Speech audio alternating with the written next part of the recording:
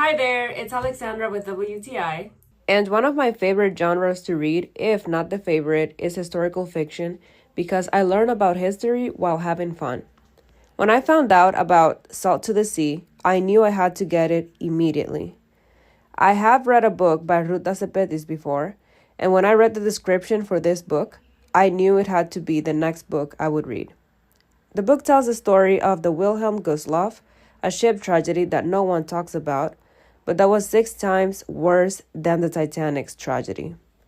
This story is extremely interesting because it is told from 4 different points of view.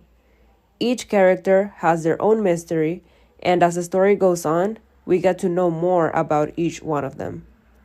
Getting this book is one of the best decisions I have made regarding books lately, and it is also one of those stories that makes you fall in love with reading all over again. I definitely recommend Salt to the Sea.